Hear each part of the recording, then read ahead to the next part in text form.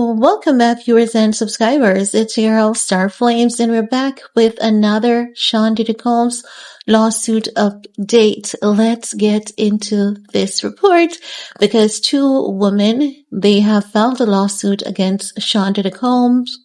They're going as Jane Doe, and these women claim that the incident took place at Trump Hotel. Now, according to reports, they're saying a former bottle service attendant has filed a lawsuit against Diddy, claiming she was outwarded by a club promoter at Diddy's direction, and she says it went down at a Trump hotel. The woman who filed suit anonymously as Jane Doe claims in the late 90s, she attended an event hosted by Diddy at the Limelight nightclub in New York City. She says the club had 5 floors and the top 2 were reserved for ex-parties.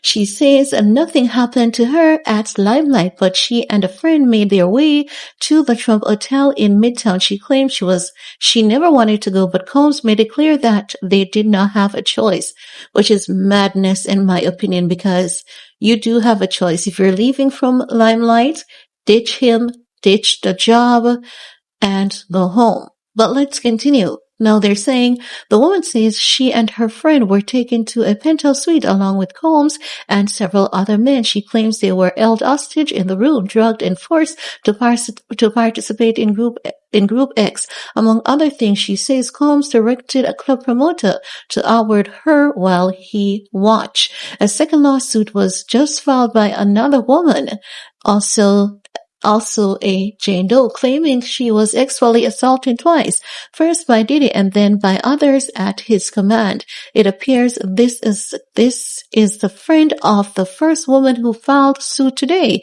because this Jane Doe also says she and a friend were at the Limelight and ended up at the Trump Hotel. She claims while in the penthouse she was substance and a security outward her as Diddy watched. She also mentions Group X. Both lawsuits were filed by Tony Buzbee, who has filed numerous cases against Diddy, so it seems the two women were together during the alleged R-word. As for the first woman, she also says in 1997 she went to a party at Combs' house in the Hamptons after a friend told her she could earn $2,000 as a bottle service attendant. She claims she was drugged and outward by Combs' associate at Combs' direction. She also says she recalls seeing Combs fully naked at one point and witnessing another man sodomizing him. We reached out to Combs' rep. So far, no word back. No, that's in that report, and I don't believe this lawsuit, and I'm going to tell you why I don't believe this lawsuit. I remember, babies. When you have babies and they are always curious to play with fire, but if they sense the heat just once, they will always stay away from fire. So I don't understand why is it that one Jane Doe in particular, she said something went down in the 90s to her. Diddy was involved. Diddy did it. Diddy directed people to do stuff to her. And after that happened, you know who Diddy is. And then you went back under Diddy's umbrella. What do you think was going to happen again? So as such, this is why, I don't know, there's something about the Tony Buzbee's lawsuits that often gives lies. And I'm not saying that it is highly impossible. I'm just saying that one woman in particular might be lying, because how is it that, because remember she said in the 90s that happened to her, and which is about 1995, because TMZ is showing some images, at Limelight Dance Club. It could be a random image, or it could be the image from the night that Diddy had the event there.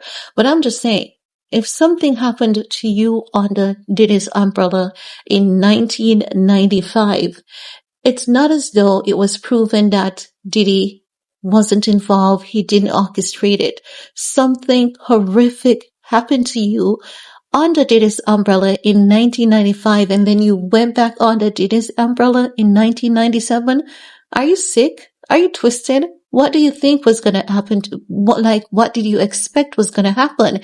And what I believe in these cases is that oftentimes these women, these body girls, not all of them, because some women show up to work and they stick to their profession, exotic dancers.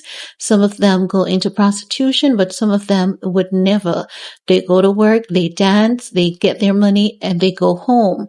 Some want that extra spice on the side and they venture into other things. But my thought is, this is my thing.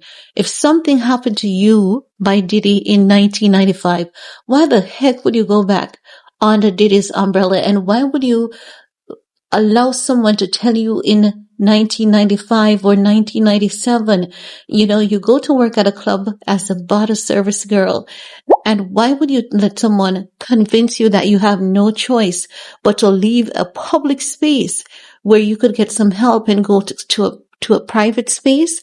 Like, that's madness. I believe that many of these women were sex workers who were just looking for a quick payday, or these women are being orchestrated to sue Sean Diddy Combs. That's what I believe. Now, make no mistakes, I'm not saying that there are no actual real victims out there. This lawsuit, this woman with that story from 1995 and I'm not believing it. You were a willing participant who is twisting the story, twisting the narrative. Y'all can see what you want to see. I'm not stupid.